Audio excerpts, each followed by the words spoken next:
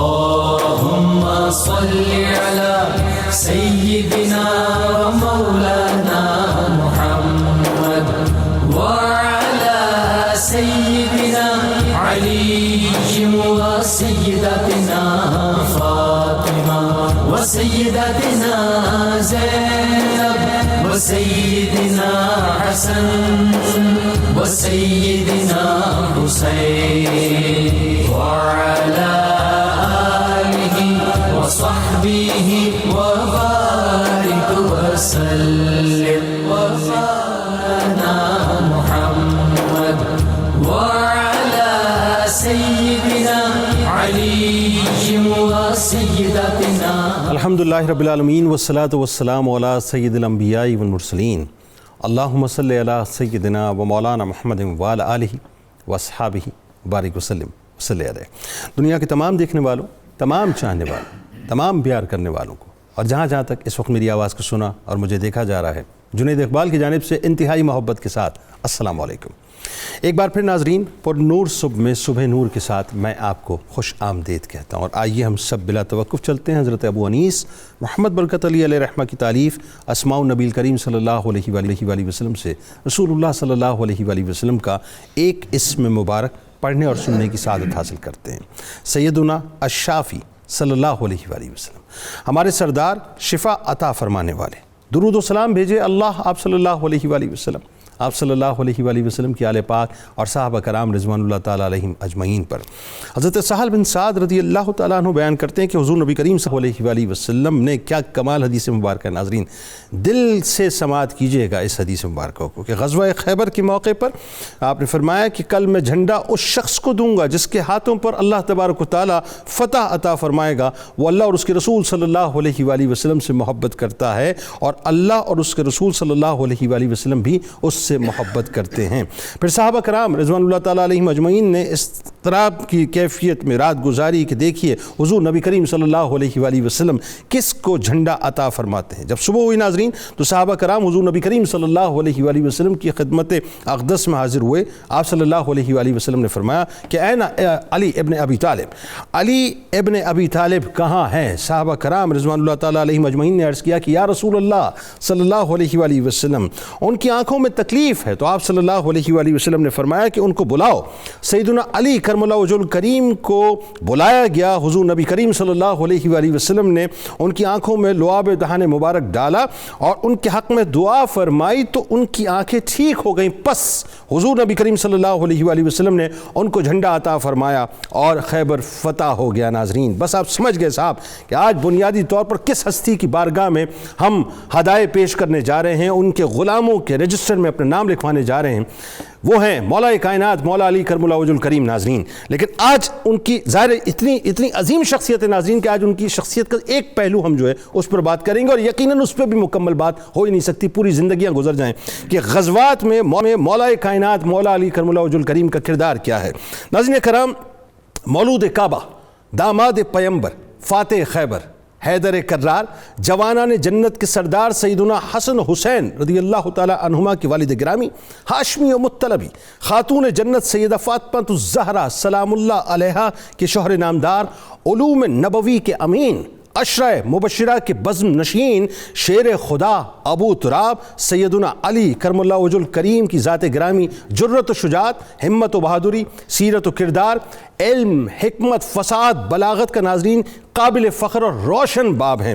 حضرت علی کرم اللہ وجہ الکریم کو صحابہ کرام رضوان اللہ تعالیٰ علیہم اجمعین اور اہل بیت میں ناظرین منفرد مقام اور اعزاز حاصل ہے. آپ مولود کعبہ ہیں اور آپ کا اعزاز یہ ہے کہ جب آنکھ کھولی تو رخ مصطفیٰ صلی اللہ علیہ وآلہ وسلم پر پہلی نگاہ آپ کی پڑی. یعنی میں ناظرین میرا عشق یہ کہتا ہے، میں اگر عشق کی نگاہ سے بات عرض کروں کہ قدرت نے سب سے پہلے مصطفیٰ کریم صلی اللہ علیہ وآلہ وسلم کا حسین چہرہ اقدس آپ کو دکھا کر یہ بتا دیا کہ یہی آپ کے عشق کا مرکز ہے. اب آپ نے انہی کے لیے جینا ہے اور انہی پہ مرنا ہے. ناظرین، جن کو لعاب دہن مبارک کی صورت میں گٹھی خود نبی کریم صلی اللہ علیہ وآلہ وسلم نے عطا فرمائی ہو، جن کی پرورش گاہ آغوش مصطفیٰ صلی اللہ علیہ وآلہ وسلم بنی ہو، جو سب سے پہلے ایمان لانے والوں میں شامل ہو. ناظرین، جو خاندان کو دعوت اسلام ملنے پر سب سے پہلے ساتھ دینے کا اعلان کرنے والے ہوں، جن کو یہ شرف عطا ہو کہ نبی کریم صلی اللہ علیہ وآلہ وسلم نے دنیا اور آخرت میں ان کو اپنا بھائی قرار دیا ہو. ناظرین، مقام اور مرتبہ بیان کر ہی نہیں سکتے ناظرین ہم. اور یہ فرمایا ہو کہ علی تمہاری مثال میرے لیے ایسی ہے جیسے موسیٰ علیہ السلام کے لیے ہارون علیہ السلام ہیں، مگر میرے بعد کوئی نبی نہیں ہوگا. ہجرت کی رات بستر مصطفیٰ صلی اللہ علیہ وآلہ وسلم جن کی آرام گاہ بنا ہو، پوری زندگی جو سائے کی طرح نبی کریم صلی اللہ علیہ وآلہ وسلم کے ساتھ رہے ہو. ناظرین، جن کو سرکار دو عالم صلی اللہ علیہ وآلہ وسلم نے اپنے اہل بیت میں شامل فرمایا ہو، اور اپنی پیاری بیٹی سیدہ فاطمہ الزہرا سلام اللہ علیہا سے جن کا عقد فرمایا ہو، جن کے بیٹوں میں حسن و حسین علیہ السلام کو سرکار علیہ السلام نے یعنی اپنا بیٹا اپنے بیٹے فرمایا ہو، جو مباہلے کے موقع پر سرکار دو عالم صلی اللہ علیہ وآلہ وسلم کے شانہ بشانہ نظر آتے ہو. ناظرین، جن کو خلیفہ راشد ہونے کا شرف حاصل ہو اور جام شہادت مسجد میں جنہوں نے نوش فرمایا ہو، ہم عشق کی زبان میں، محبت کی زبان میں اور پیار کی زبان میں ان کو مولا کائنات مولا علی کرم اللہ وجہ الکریم کہتے ہیں. ناظرین کرام، حضرت علی وہ ہیں کہ غزوہ تبوک کے علاوہ تمام غزوات میں سایہ مصطفیٰ صلی اللہ علیہ وآلہ وسلم بن کر آپ کے ساتھ شریک رہے، جن کی تلوار سے شرق و غرب کے کفر پر مکمل طور پر لرزہ طاری ہوا، جن کی فتوحات سے اسلام کی روشنی چار سو پھیلی، جن کے ہاتھ پر اللہ تعالیٰ نے فتح لکھی، جنہیں اللہ اور اس کے رسول صلی اللہ علیہ وآلہ وسلم سے محبت اور اللہ اور اس کے رسول صلی اللہ علیہ وآلہ وسلم کو ان سے محبت. ناظرین، حضرت علی کرم اللہ وجہ الکریم وہ ہیں کہ کیا غزوہ بدر ہو، احد ہو، خندق ہو، خیبر ہو، قضیہ ہو، بنو نزیر ہو، بنو قریظہ ہو، کینکا ہو، بنو سعد کی سرکوبی ہو، یا دیگر جنگیں اور سرائیں ہوں، غرض کے ہر میدان میں ہر میدان علی علی علی علی کہہ کے پکارتا ہے، اور غزوات میں آپ کا کردار بے مثل اور بے مثال نظر آتا ہے. آج ناظرین، بنیادی طور پر مولا کائنات مولا علی کرم اللہ وجہ الکریم کا جو کردار ہے، ہم پہنچ نہیں سکتے ان کے کردار کو، بس کوشش کریں گے کہ بیان کریں. اللہم صلی علی سیدنا و مولانا محمد وعلی سیدنا علی و سیدتنا فاطمہ و سیدتنا زینب و سیدنا حسن و سیدنا حسین وعلى آله وصحبه وبارك وسلم. اللهم صل على سيدنا ومولانا محمد وعلى سيدنا علي وسيدتنا فاطمة وسيدتنا زينب وسيدنا حسن وسيدنا حسين وعلى آله وصحبه وبارك وسلم. علامہ پروفیسر محمد اعظم نوری صاحب آپ سے آغاز کرتے ہیں حضرت علی کرم اللہ وجہ الکریم کا شخصی تعارف اور خاندانی عظمت. سبحان اللہ سبحان اللہ سبحان اللہ، ماشاء اللہ. جنید بھائی، میں آپ کے شخصی تعارف میں ماشاء اللہ آپ نے بہت سے ان کی شخصیت کے پہلوؤں کا احاطہ کیا، لیکن وہ ایک ایسا سمندر ہے کہ آپ جتنا بھی اس پہ کلام کر لیں ان کی شخصیت کا آپ احاطہ نہیں کر سکتے. ایسے رحمت کونین صلی اللہ تعالی علیہ وآلہ وسلم کے ایک ارشاد پاک سے میں ان کے تعارف کا آغاز کرنا چاہوں گا. امام احمد بن حنبل اسے فضائل الصحابہ میں لائے ہیں. حضور علیہ الصلوۃ والسلام نے، اور یہ سادات کے لیے ایک بہت بڑے اعزاز کی بات ہے کہ ان کے جد امجد کو آقا علیہ الصلوۃ والسلام نے کن عظمتوں سے نوازا. آپ نے براہ راست مخاطب کر کے فرمایا کہ علی انت سید فی الدنیا، آپ دنیا میں بھی سید ہیں، سید فی الآخرہ، آپ آخرت میں بھی سید اور سردار ہیں. اور آگے فرمایا کہ من احبک فقد احبنی، جس نے آپ سے محبت کی اس نے مجھ سے محبت کی. اللہ. اور پھر فرمایا حبیبی حبیب اللہ، مجھ سے محبت کرنے والا وہ اللہ کا محبوب ہے. اللہ اللہ. اور آگے فرمایا عدو کا عدوی، اور علی جو تمہارا دشمن ہے وہ میرا دشمن ہے. وعدوی عدو اللہ، اور جو میرا دشمن ہے وہ اللہ کا دشمن، اللہ کا دشمن ہے. آپ اس حدیث پاک سے اندازہ لگائیں کہ اس کا اختتام حضور علیہ الصلوۃ والسلام نے فرمایا الویل لمن ابغضک بعدی، فرمایا میرے بعد جو اپنے دل میں بغض رکھے گا نا اس کے لیے جہنم کی وہ وادی ہے جس سے باقی جہنم بھی پناہ مانگتی ہے. اللہ. آج ہم ان کی شجاعت اور ان کی عظمت پہ بات، خاندانی تعارف میں مجھے امام شافعی علیہ رحمہ کے وہ شعر یاد آ رہے ہیں کہ جو انہوں نے اس خاندان نبوت کی عظمتوں کا اعتراف کرتے ہوئے کہے تھے. ان کا یا آل رسول اللہ حبکم، اے اہل بیت رسول صلی اللہ علیہ وسلم آپ کی محبت فرض من اللہ فی الکتاب انزلا، یہ اللہ کی طرف سے نازل کردہ قرآن میں وہ الا المودۃ فی القربہ کہہ کے فرض کر دی گئی ہے. یکفیکم من عظیم الفخر انکم، آپ کا یہ اعزاز اور آپ کے خاندان کا یہ فخر کافی ہے آپ کے لیے کہ من لم یصلی علیکم فلا صلاۃ له، جو آپ پہ نماز میں صلاۃ درود نہیں پڑھتا اس کی سرے سے نماز ہی نہیں ہوتی. اللہ اللہ اللہ. اس سے بڑا خاندانی تعارف کیا ہوگا کہ خود بھی جنت کے سردار، زوجہ بھی جنت کی عورتوں کی سردار، بیٹے بھی جنت کے جوانوں کے سردار. تو اس کائنات میں عزتیں عظمتیں جس کو بھی نصیب ہوں گی وہ ان کے قدموں میں آنے سے نصیب ہوں. سبحان اللہ. بے شک بے شک بے شک. آقا علیہ الصلوۃ والسلام نے ایک موقع پہ ایک لمبی حدیث پاک میں ذخائر العقبہ میں یہ روایت موجود ہے، آپ نے مختلف چیزوں کا ذکر کیا. آپ نے فرمایا من اراد ان ينظر الى آدم فی علمہ، جو بندہ چاہے کہ میں حضرت آدم علیہ السلام کا علم دیکھوں. ومن اراد ان ينظر الى نوح فی فہمہ، جو چاہے کہ میں حضرت نوح علیہ السلام کی فہم و فراست کو دیکھوں. من اراد ان ينظر الى حلم ابراہیم، جو چاہے کہ میں خلیل اللہ ابراہیم علیہ السلام کا حلم دیکھوں. اور جو ہمارے موضوع سے ریلیٹڈ ہے من اراد ان ينظر الى موسیٰ فی بطشہ، جو چاہے کہ میں موسیٰ علیہ السلام کا جاہ و جلال دیکھوں، میں ان کی ہیبت دیکھوں. یہ ساری چیزیں بیان کر کے فرمایا فَلْيَنْظُرْ إِلَىٰ عَلِيِّ ابْنِ أَبِي طالب، اللہ اکبر. فرمایا وہ علی ابن طالب کو دیکھ لے. یہ ساری خاصیتیں رب ذوالجلال نے حضرت علی شیر خدا رضی اللہ تعالی عنہ کو ان کے مرتبہ میں عطا فرمائی ہیں، ان کے مرتبہ میں عطا فرمائی. اور مسند احمد میں روایت موجود ہے، آقا علیہ الصلوۃ والسلام نے فرمایا جب میرا علی کافروں مشرکوں دشمنان دین سے لڑتا ہے تو فرمایا اس کے دائیں طرف جبرائیل ہوتے ہیں، بائیں طرف میکائیل ہوتے ہیں. کیا بات ہے. فرمایا ملائکہ جو ہے ملائکہ کے سردار ان کے ساتھ ساتھ ان کے ساتھ ساتھ چلتے ہیں. اللہ. میں یہاں پہ اگر آپ اجازت دیں تو پھر اگلے اسپیل میں بالکل بات کرتے ہیں. جی جناب ڈاکٹر طاہر حمید تنوری صاحب، اب آپ بتائیے کہ بنیادی طور پہ جو جنگی حکمت عملی ہے، کیونکہ ظاہر غزوات میں آپ کا کردار کیا ہے اس پہ بات، تو جو اسٹریٹجی اختیار کرتے تھے مولا کائنات وہ کیا تھی؟ جی بسم اللہ الرحمن الرحیم. جنید صاحب بہت شکریہ. سیدنا علی مرتضیٰ کی شان اتنی بلند ہے، جس پہلو سے بھی دیکھیں آپ کی شخصیت میں اتنی جامعیت ہے کہ ظاہر ہے اس کا احاطہ کرنا بالکل ایسا ایک امر محال ہے. سیدنا علی مرتضیٰ کو ذات رسالت مآب نے علم کے میدان میں بھی امام قرار دیا، آپ کو باب العلم قرار دیا، اور شجاعت تو آپ کا ایک طرح امتیاز ہے. یعنی جس شخصیت میں حکمت ظاہری اور حکمت باطنی اور حکمت عسکری جمع ہو جاتی ہے وہ ہمیں وہ سیدنا علی مرتضیٰ کی شخصیت نظر آتی ہے.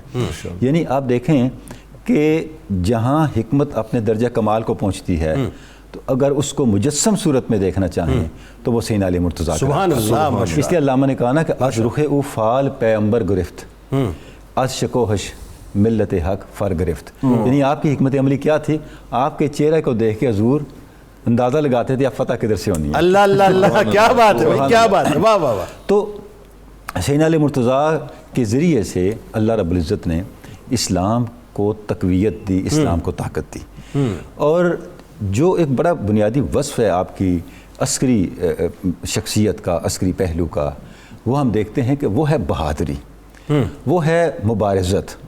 یعنی جس وقت جب بھی مارکا بپا ہوا حق و باطل کا، غزوہ بدر سے آپ لے لیں، جب بھی کفار نے للکارا تو جو شخصیت آپ کو سب سے پہلے اس للکار کا جواب دیتی ہوئی نظر آتی ہے وہ سیدنا علی مرتضیٰ کی شخصیت. یعنی اس کا مطلب میں ایک مجھے ذرا سا کلیئر کیجیے گا اس میں، مولا کائنات کی شخصیت میں نظر آتا ہے کہ آپ ڈیفینسو کبھی بھی نہیں لڑے، آپ اوفینسو لڑیں. یہی میں عرض کر رہا ہوں، مبارزت کا جواب آپ ہی دے رہے ہیں. ہاں وہی مبارزت کا جواب آپ ہی دے رہے ہیں. جی. اب دیکھیں جب غزوہ خندق کے موقع پہ عمر ابن عبدود نے آ کے کال دیا اور چیلنج کیا کون ہے میرے مقابلے پہ آئے، تو سیدنا علی مرتضیٰ اٹھے. ہاں تو آپ صلی اللہ علیہ وسلم نے فرمایا عمر ہے بیٹھ جاؤ.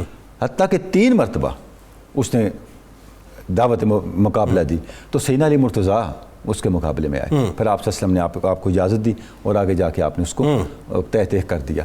یعنی جو بہادری اور جو ایک جس کو آپ کہتے ہیں ایک اقدامی سطح پہ جا کے مخالفین کا مقابلہ کرنا اور ان کا کلہ کما کرنا، یہ سیدنا علی مرتضیٰ کی شان ہے کہ جہاں پہ حق بالکل نکھر کے سامنے آ جاتا ہے. اور شاید یہی سبب ہے ہم دیکھتے ہیں کہ خلافت راشدہ کا وہ دورانیہ اللہ رب العزت نے آپ کو عطا کیا جہاں پر بہت واضح طور پہ اور بہت ہی زیادہ چیلنجنگ انداز کے ساتھ حق کی حمایت اور باطل کے استحصال کے لیے کام کرنا تھا. کیونکہ آپ کے زمانے تک کے آتے آتے تو آپ دیکھیں نا فتنے بہت زیادہ بڑھ گئے، فتنے بہت زیادہ پھیل گئے. تو آپ کے ذریعے سے اللہ رب العزت نے خلافت راشدہ کا جو آخری حصہ تھا جہاں پہ کہ خلافت راشدہ کی روشنی جو ہے وہ فتنوں کی نظر ہونے کا خدشے پیدا ہو چکے تھے، تو سیدنا علی مرتضیٰ کا یہی وصف تھا جس نے کوئی کمپرومائز نہیں کیا. اب دیکھیں نا وہ ایک ایسا فتنے کا زمانہ تھا جہاں پہ کوئی بڑی سے بڑی شخصیت ہوتی تھی شاید کمپرومائز کر کے ٹھیک ہے، لیکن سیدنا علی مرتضیٰ نے نہیں کیا. وجہ کیا ہے کہ آپ پہلے دن سے آپ کی حکمت عملی آپ کو یہ نظر آتی ہے کہ جہاں بھی حق اور باطل کا مارکا ہے آپ نے بہت آگے بڑھ کے اس کے اندر اپنا رول ادا کیا اور بالکل کسی بھی کمپرومائز کو آپ نے بالکل سامنے. ڈاکٹر صاحب یہ بتائیے، اب ظاہر یہ 1 بائی 1 میں چاہتا ہوں کہ تاکہ ایک پراپر انفارمیشن لوگوں تک پہنچے کہ غزوہ بدر میں مولا کائنات مولا علی کرم اللہ وجہ الکریم کا جو کردار ہے، یہاں سے بات کا جو آغاز کرتے ہیں. جی. حضرت علی رضی اللہ تعالیٰ عنہ کا غزوات میں جو کردار ہمیں نظر آتا ہے اس کے 3 پہلو زیادہ نمایاں ہیں. پہلا پہلو شجاعت کا ہے. واہ. حضور صلی اللہ علیہ وسلم نے آپ کو اسد اللہ الغالب کا لقب عطا فرمایا. سبحان اللہ. اللہ کا وہ شیر جو ہمیشہ غالب آتا ہے. ہائے ہائے ہائے ہائے. اور دوسرا پہلو جو ہے وہ حضور صلی اللہ علیہ وسلم پر جانثاری کا ہے، اللہ اکبر. خود سپاری کا ہے، اللہ اور ناموس رسالت کا ہے. اللہ اللہ. کہ حضور صلی اللہ علیہ وسلم کی ذات اقدس کی حفاظت کے لیے اور آپ کا پہرا دینے کے لیے آپ ہمیشہ اپنی جان سے گزرے اور اللہ تعالیٰ نے آپ کی حفاظت کی. اللہ. اور بدر ہو، احد ہو، صلح حدیبیہ ہو، خیبر ہو، تمام غزوات دیکھیں ناموس رسالت کا پہلو اس میں ضرور موجود ہوگا. اللہ اکبر. اور تیسرا پہلو اعلاء کلمت الحق کا ہے، اللہ کے دین کو سربلند کرنا اور اللہ کے دین کو غالب کرنے کے لیے جہاد کرنا. جہاں تک غزوہ بدر کا تعلق ہے اس میں آپ کے کئی امتیازات ہمارے سامنے آتے ہیں. ہاں وہ بتائیے لوگ. سب سے بڑا امتیاز یہ ہے کہ حضور پاک صلی اللہ علیہ وسلم نے غزوہ بدر میں اپنی تلوار ذوالفقار حضرت علی کے سپرد اللہ ان کے حوالے کی. اللہ اکبر. اور آپ اس تلوار کے ساتھ لڑے اور جہاد ختم ہونے پر، غزوہ ختم ہونے پر وہ تلوار مستقلاً حضرت علی کو دے دی گئی. اس کو ابن عساکر نے نقل کیا ہے. یعنی لا سیف الا علی، شیر مردان، لا فتح الا علی، لا سیف الا شاہ مردان، شیر یزدان، قوت پروردگار، لا فتح الا علی، لا سیف الا ذوالفقار. علی کے سوا کوئی جواں مرد نہیں اور تلوار اور ذوالفقار کے سوا کوئی تلوار نہیں. سبحان اللہ. سبحان. دوسرا امتیاز یہ ہے کہ رسول اللہ صلی اللہ علیہ وسلم کا علم غزوہ بدر میں حضرت علی کے ہاتھ میں تھا. سبحان اللہ. یہ آپ کا دوسرا امتیاز ہے. اور جب حضور صلی اللہ علیہ وسلم نے میدان بدر کے سروے کے لیے حضرت علی کو بھیجا تو آپ نے کچھ مقامات کی نشاندہی کی. وہاں حضور صلی اللہ علیہ وسلم کے حکم سے قبضہ کیا گیا اور وہاں مسلمانوں نے اپنا پڑاؤ ڈالا تاکہ بہتر طریقے سے ایک اچھی اسٹریٹجی کے ساتھ کفار کا مقابلہ کر سکیں. غزوہ بدر میں ایک بہت بڑا جو پہلو تھا غالب آنے کا وہ یہ بھی تھا کہ یہ اسٹریٹجی بڑی کامیاب رہی تھی. اور اس میں کچھ جگہوں پہ قبضہ بھی کر لیا تھا. اس میں حضرت علی رضی اللہ تعالیٰ کی فہم و فراست کا بڑا کیا بات. جب حضور صلی اللہ علیہ وسلم میدان بدر میں اترے اور آپ نے کفار سے کہا کہ آپ آئیں مقابلہ کریں. ٹھیک ہے. تو کفار میں سے 3 نامی گرامی کافر اور بہادر میدان عمل میں کود پڑے. ٹھیک ہے. ایک عتبہ بن ربیعہ تھا, ہاں. دوسرا اس کا بھائی شیبہ تھا, اور تیسرا عتبہ کا بیٹا ولید بن عتبہ تھا. بالکل ٹھیک. اب یہ سامنے آ گئے تو حضور صلی اللہ علیہ وسلم کے حکم سے انصاری صحابی ان کے مقابلے میں آئے. ٹھیک. انہوں نے سمجھا کہ ہم تو ان کو جانتے ہی نہیں, یہ کون ہیں. تو انصار صحابہ نے کہا کہ ہم تمہارا مقابلہ کریں گے. وہ کہنے لگے تم اچھے لوگ ہو لیکن قریشی بھائیوں کو لاؤ, وہ ہمارا جوڑ کے لاؤ, جوڑ مانگتے تھے. ہم قریش میں سے ہیں تو ہمارے جوڑ کے مقابل ہوں. تو حضور صلی اللہ علیہ وسلم صحابہ کے پاس آئے. ٹھیک ہے. فرمایا عبیدہ تم اٹھو, جی. حمزہ تم اٹھو, علی تم اٹھو. یہ حضور صلی اللہ علیہ وسلم کے قریبی اور خونی رشتہ دار تھے, سرکار نے منتخب کر کے اٹھایا. منتخب کردہ. حضرت عبیدہ بن الحارث, حضرت حمزہ, حضرت علی یہ تشریف لائے. حضرت عبیدہ نے عتبہ بن ربیعہ کو للکارا, حضرت حمزہ نے شیبہ کو للکارا, حضرت علی نے ولید بن عتبہ کو للکارا.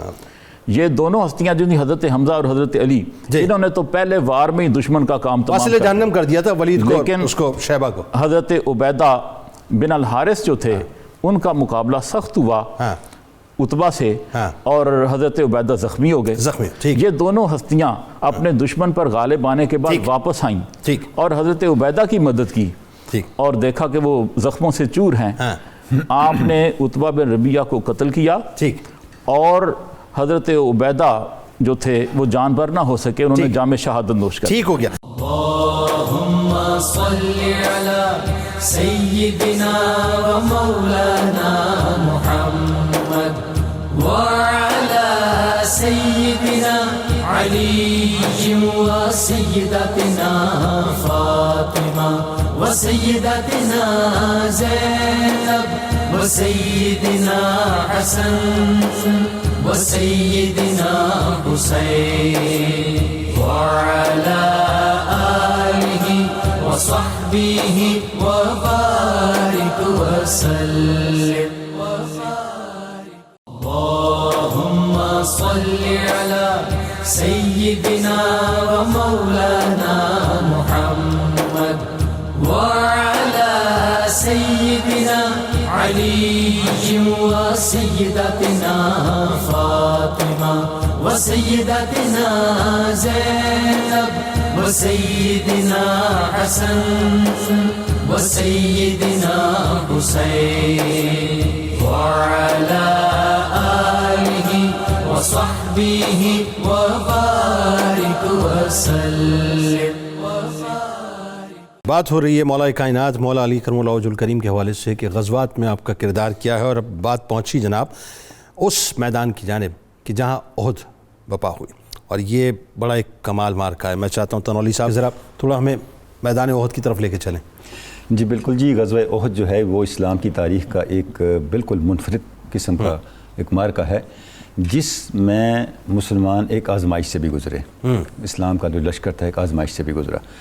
جب غزوہ احد میدان احد میں پہنچے تو آپ صلی اللہ علیہ وسلم نے جس طرح سے اہتمام فرمایا لشکر کا, اس کا جو میمنہ تھا اس کی قیادت آپ نے سیدنا علی مرتضیٰ کو سونپی, اور جو میسرہ تھا اس کی قیادت المنذر بن عمر انصاری کو. اچھا, نارملی غزوات میں جو پرچم برداری تھی وہ نارملی یہ مولا کائنات ہی کے ہوتے تھے, اور جو اس کا قلب لشکر تھا وہ حضرت حمزہ کو سونپا, اور جو اس کا رجالہ تھا یعنی پیدل جو لوگ تھے ان کی قیادت زبیر ابن عوام کو سونپی, اور اولاً مصعب ابن عمیر کو پرچم دیا. ٹھیک.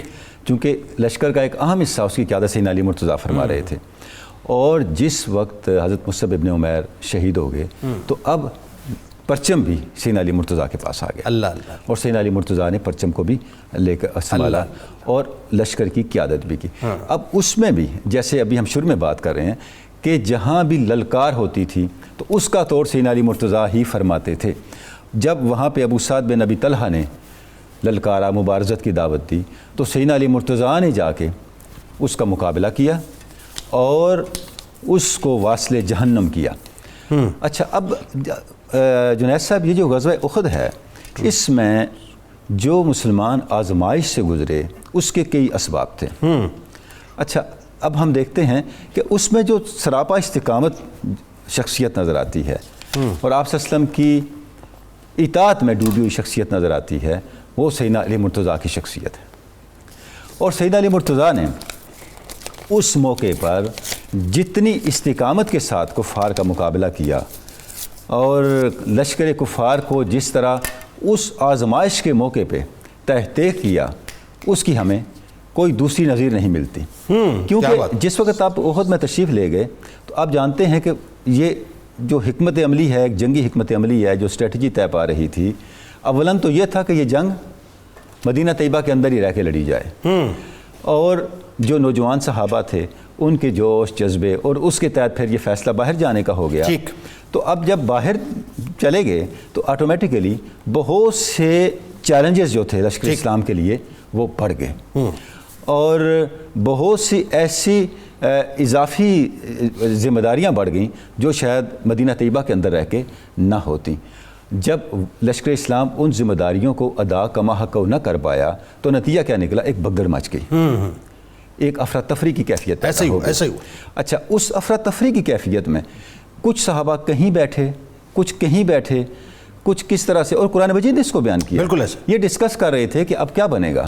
صحیح. اچھا، اب دیکھیں قرآن مجید میں ہے کہ یہ ایک ایسا موقع تھا سورہ آل عمران کے اندر کہ جب تم میں سے بعض تو ایسے تھے جن کو اپنی جان کے لالے پڑے ہوئے تھے، اللہ، اور بعض ایسے تھے جو سراپا استقامت تھے، تو ہم نے ان کے اوپر اپنی سکینت اتاری، اللہ اکبر، اور ایک ایسی نیند کی کیفیت اتار دی جس سے ان کا جتنا غم تھا، جتنی تھکاوٹ تھی، جتنا ڈپریشن تھا وہ ختم ہو رہا تھا. اچھا، اس سارے ماحول کے اندر سیدنا علی مرتضیٰ کی شان کیا تھی؟ وہ آپ صلی اللہ علیہ وسلم کی تلاش میں تھے. اللہ اکبر. اور جب آپ ان کو محسوس ہوا کہ آپ صلی اللہ علیہ وسلم کہیں لشکر میں نظر نہیں آ رہے تو آپ نے پہلا کام کیا کیا؟ آپ نے اپنی نیام کو توڑ دیا، تاکہ میری جنگ رکنے کا کوئی امکان ہی باقی نہ رہے. اور فرمایا کہ اب میں کفار کے ساتھ اس وقت تک لڑتا رہوں گا جب تک میرے شہادت تک نہ پہنچ جاؤں، اپنی جان اسی طرح نچھاور نہ کر دوں جس طرح مجھے حضور نظر نہیں آئے. اچھا، اسی دوران آپ صلی اللہ علیہ وسلم کے قریب پہنچ گئے. تو یعنی کہ غزوہ احد کے اندر دو تین چیزیں جو سیدنا علی مرتضیٰ کی ہمیں سامنے نظر آتی ہیں. پہلی بات تو یہ ہے کہ جو پالیسی آپ صلی اللہ علیہ وسلم تشکیل دے رہے ہیں سیدنا علی مرتضیٰ اس کو فالو کر رہے ہیں. بالکل ٹھیک ہے، پہلی بات. بالکل ٹھیک. دوسری بات یہ نظر آ رہی ہے کہ اس وقت جس وقت سارے استقامت کے سے ہٹے ہوئے نظر آتے ہیں اکثریت، سیدنا علی مرتضیٰ سراپا استقامت اور سراپا پامردی نظر آ رہی ہے. مطلب اس میں ہم یوں مطلب دیکھتے ہیں کہ ان کا کردار ابھر کے سامنے آتا ہے. ٹھیک ہے. اور اس کے بعد تیسری بات یہ ہے کہ ان کے پیش نظر آپ صلی اللہ علیہ وسلم کی حفاظت اور آپ صلی اللہ علیہ وسلم کے اوپر جان کو نشاور کرنا یہ سر فہرست نظر آتا ہے. ٹھیک، بالکل صحیح. بات آگے بڑھاتے ہیں ڈاکٹر صاحب. اب آ گئی بات غزوہ خندق کے حوالے سے، ذرا بتائیے لوگوں کو کہ وہ چونکہ عبد ود ملعون جو ہے، ملعون کہتا ہوں تو اس کو بات یہ ہے کہ اس کا تھوڑا سا تذکرہ ہوا، لیکن ذرا بتائیے نا، بڑا تفاخر سے آیا تھا نا کہ جی میں 1000 جو ہے وہ لشکریوں کے برابر ہوں. کیا حشر کیا تھا؟ عمر بن عبد ود جو تھا یہ 1000 شاہ سوار کے برابر سمجھا جاتا تھا. تو غزوہ خندق جس کو غزوہ احزاب بھی کہا جاتا ہے، یہ ایک عجیب قسم کا غزوہ تھا. حضرت سلمان فارسی رضی اللہ تعالیٰ عنہ جو فارس سے ایران سے تشریف لائے تھے، انہوں نے بارگاہ رسالت میں عرض کیا کہ یا رسول اللہ صلی اللہ علیہ وسلم، ہمارے ہاں تو جنگ کا ایک عجیب طریقہ ہے کہ ہم خندق کھود لیا کرتے ہیں، بہت بڑا گڑھا کھودتے ہیں جس کو دشمن عبور نہیں کر سکتا. تو حضور صلی اللہ علیہ وسلم نے ان کی اس تجویز کو پسند کیا اور خندق کھودی گئی.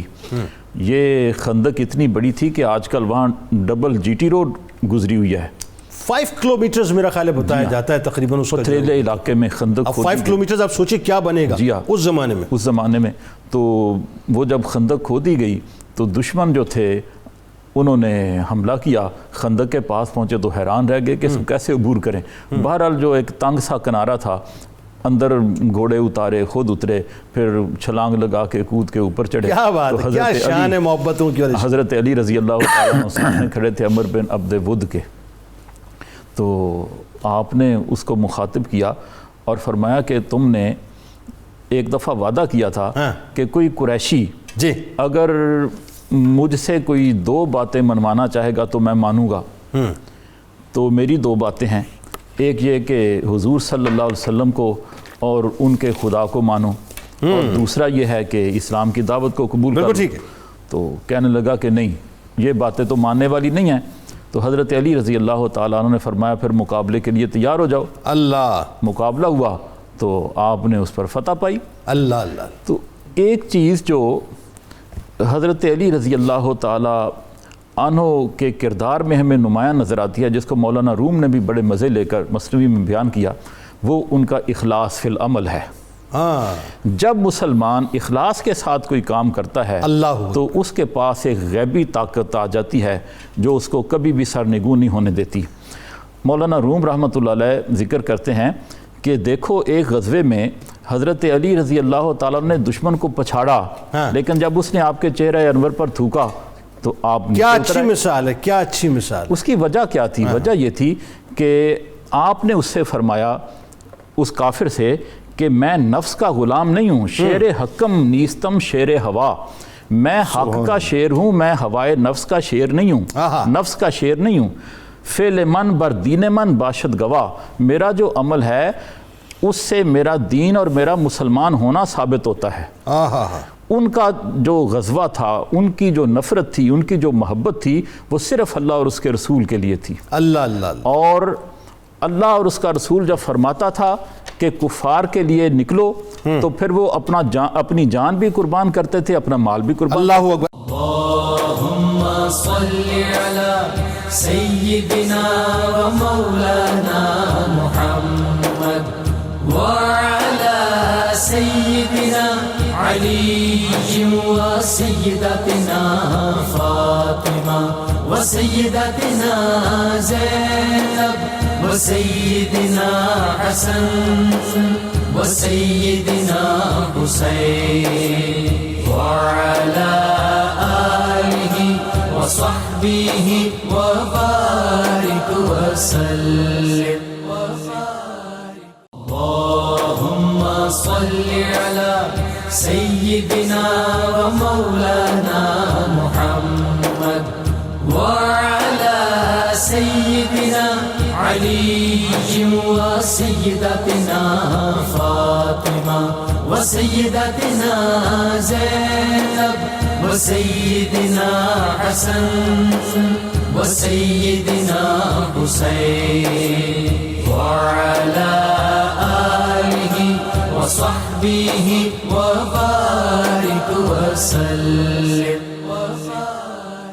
میدان جنگ میں کیا دعا فرمایا کرتے تھے؟ میدان جنگ میں حضرت علی شیر خدا رضی اللہ تعالیٰ عنہ کی دعا سے پہلے رحمت کونین کی دعا انہیں شامل رہتی۔ اللہ اللہ اللہ۔ وہ جب آقا علیہ الصلوۃ والسلام نے تیار خود کر کے، سر پہ امامہ باندھ کے، خود زرہ پہنا کے، خود تلوار دے کے بھیجا نا، تو اللہ کے جب آپ چلے تو چلتے ہوئے آقا علیہ الصلوۃ والسلام نے پہلا جملہ کہا، آپ نے فرمایا برز الایمان کلہ الی الشرک کلہ، اللہ فرمایا کل ایمان کل شرک کی طرف جا رہا ہے، اللہ اللہ اللہ، کل شرک کی طرف جا رہا ہے۔ اور پھر حضور علیہ الصلوۃ والسلام نے فرمایا یہ علی کا جو عمل ہے نا، اگر پلڑے میں یہ رکھ دیا جائے اور دوسرے پلڑے میں میری امت کے آج کے سارے عمل رکھ دیے جائیں تو فرمایا یہ عمل ان سب پہ وزنی ہے۔ اب دعا کیا دی؟ آپ نے دعا فرمائی اللہم رب لا تذرنی فردا، مولا علی جا رہا ہے مجھے اکیلا نہ چھوڑنا، مجھے اکیلا نہ چھوڑنا، اللہم احفظہ من بین یدیہ ومن خلفہ وعن یمینہ وعن شمالہ ومن فوقہ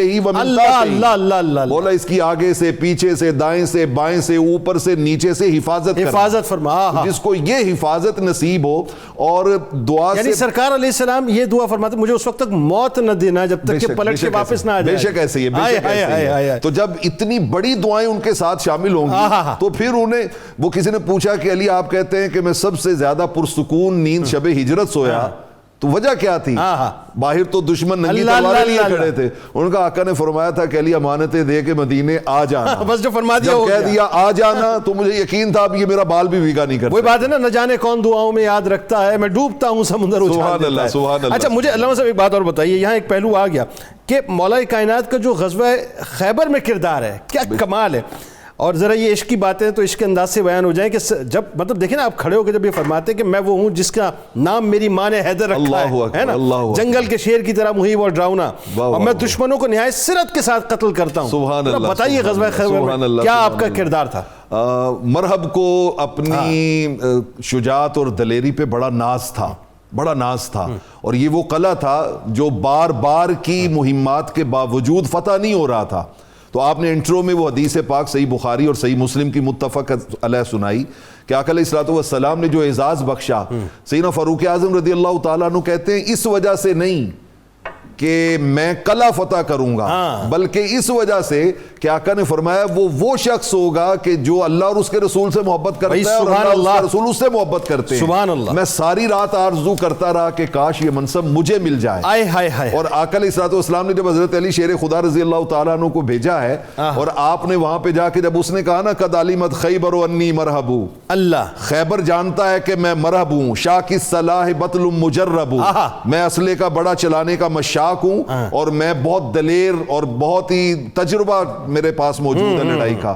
تو آقا حضرت علی شیر خدا نے جواباً کہا کہ تو نے اپنا فخر بیان کر لیا، میرا فخر بھی سن ذرا۔ انا الذی سمتنی امی حیدرا کلیس غابات کریہ المنظرا او فیہم بالکیل السندرا۔ یہ تیسرا جملہ بڑا خاص ہے، دو کا آپ نے ترجمہ کر دیا، تیسرے کا ترجمہ یہ ہے کہ میں وہ ہوں کہ جو اگر مجھے 2 کلو کوئی میری طرف قرض بڑھائے نا تو میں اس کو ایک پورا سٹور بھر کے واپس کرتا ہوں۔ کیا بات ہے، یہ ایک محاورہ ہے عربی کا، عربی کا محاورہ ہے کہ میں اینٹ کا جواب جو ہے وہ پتھر سے دیتا ہوں۔ کیا بات، لہٰذا جب آپ نے ضرب لگائی ہے تو پھر اس کی تمام تر حفاظتی حصار کے باوجود آپ نے اس کو اس طرح کاٹ کے پھینک دیا ہے کہ وہ اس کے بعد اس کو ہلنے اور حرکت کرنے کی بھی جرت نہیں ہو سکی۔ آپ تینوں احباب کا بہت شکریہ، آپ تشریف لائے، اللہ تعالیٰ اس ذکر کو اپنی بارگاہ میں قبول فرمائے۔ ناظرین کرام، ملک کے ممتاز ثنا خواں محترم جناب الحاج اختر حسین قریشی صاحب میرے دل کے بہت قریب ہیں، بزرگوں کی طرح انشاءاللہ اپنی میٹھی سی آواز اور میٹھے سے انداز کے ساتھ موجود ہوں گے۔ آئیے چلتے ہیں کتاب الشفا کی جانب اور سر درد سے نجات کا عمل آپ کو بتلاتے ہیں۔ پیشانی پر ہاتھ رکھ کر سورہ توبہ کی آخری 2 آیات اول و آخر درود پاک کے ساتھ 7 بار پڑھ کر دم کریں، انشاءاللہ شفا نصیب ہوگی۔ حضرت علی کرم اللہ وجہ الکریم کا قول مبارک، کیا کمال قول مبارک ناظرین کہ 3 صفات ایسی ہیں جن کے ذریعے نجات حاصل ہوتی ہے۔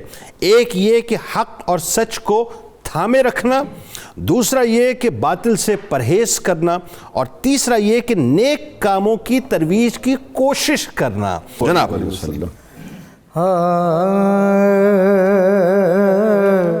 منظر فضائے دہر میں سارا علی کا ہے، منظر فضائے دہر میں سارا علی کا ہے، جس سمت دیکھتا ہوں نظارہ علی کا ہے،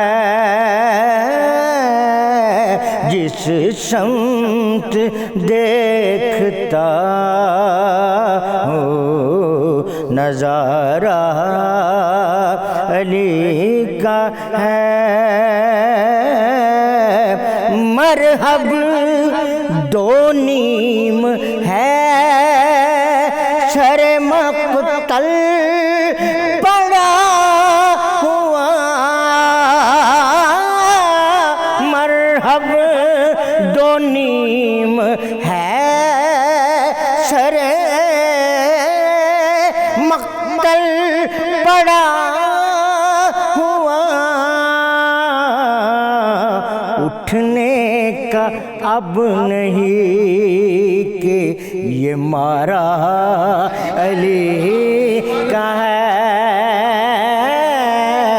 اٹھنے کا اب نہیں کہ یہ مارا علی کا ہے، اے عرض پاک تجھ کو مبارک کہ تیرے پاس، اے عرض پاک تجھ کو مبارک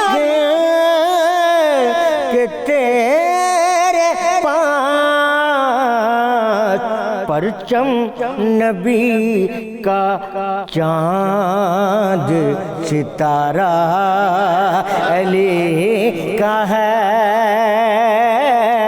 پرچم نبی کا چاند ستارہ علی کا ہے، تم دخل دے رہے ہو عقیدت کے باب میں، تم دخل دے رہے ہو عقیدت کے باب میں، دیکھو معاملہ یہ ہمارا علی کا ہے۔